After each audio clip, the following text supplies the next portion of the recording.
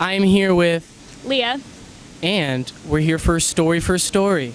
Let's see if she's got a good story for us today. So, what is your story?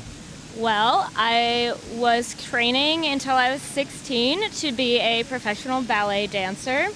I was training with a Russian ballet school, and I found out when I was just about to go into the company that I have bad enough scoliosis that I should have had surgery about 10 degrees ago.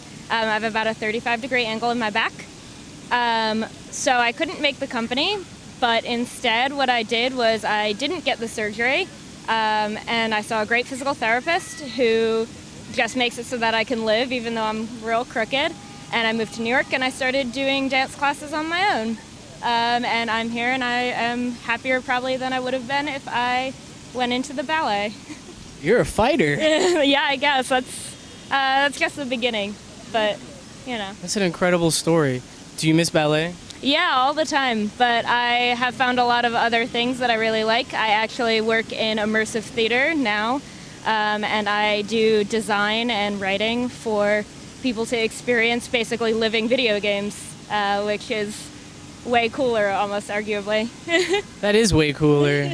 And I'm glad you're feeling better today. Yeah, I'm feeling way better. That's awesome. So you chose to do the physical therapy instead of the costly surgery. And do you regret that at all? No, never. My physical therapist saved my life. He turned my life around. He's the man. That's incredible. Yeah. You have an incredible story. And today we hooked you up with another story. And this is Mark Pryor's Hollow Man. So we caught her reading in the park. And hopefully next week we'll catch you back here. You never know. Here. Thank you so much. Sure, thank you. And check us out on thereadingroom.com.